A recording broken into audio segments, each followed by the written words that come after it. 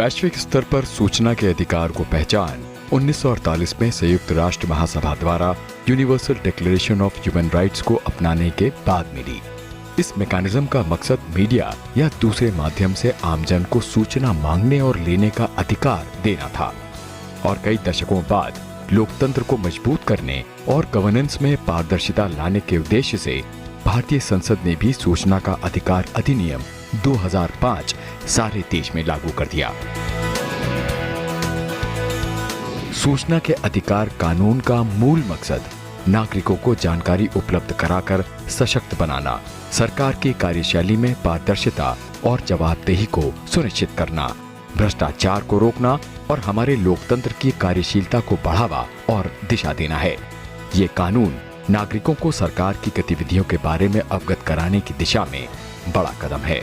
इस कानून के तहत कोई भी नागरिक किसी भी सरकारी कार्यालय में RTI दर्ज कराकर जरूरी जानकारी ले सकता है। ये कानून सरकार से लिखित सवाल जवाब करने का हक हर नागरिक को देता है।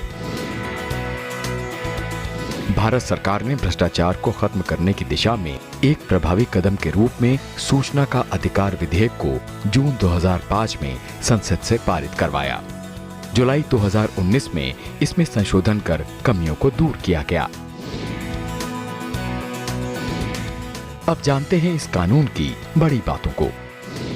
RTI के अंतर्गत सभी संवैधानिक निकाय, संसद और राज्यसभा के अधिनियमों द्वारा गठित संस्थान और निकाय शामिल हैं। RTI एक्ट के अंतर्गत वो सभी विभाग शामिल हैं जो सरकारी आदेश से बने हैं या सरकार से वित्तीय सहायता लेते हैं। आवेदक को 10 रुपए का आवेदन शुल्क देना पड़ता है। कई राज्यों के आवेदन शुल्क में भिन्नता हो सकती है। गरीबी रेखा के नीचे वाला आवेदक बिना किसी शुल्क के सूचना मंगा सकता है। मांगी गई सूचना अगर आवेदक के व्यक्तिगत जीवन से जुड़ी है तो उसे 48 घंटे के भीतर ही उपलब्ध कराने का प्रावधान है।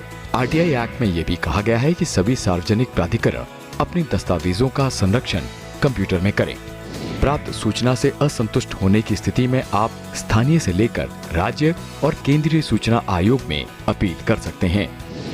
इस एक्ट के अनुसार केंद्रीय स्तर पर एक मुख्य सूचना आयुक्त और 10 या 10 से कम सूचना आयुक्तों की सदस्यता वाले एक केंद्रीय सूचना आयोग के गठन का प्रावधान है।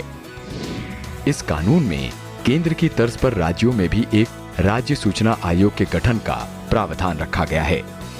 राष्ट्र की संप्रभुता, एकता, अखंडता और सामरिक हितों पर प्रतिकूल प्रभाव डालने वाली सूचनाओं को कानून के दायरे से बाहर रखा गया है। सेक्शन 24 सब सेक्शन 1 के अंतर्गत सिक्योरिटी और इंटेलिजेंस एजेंसीज को इस कानून के दायरे से बाहर रखा गया है।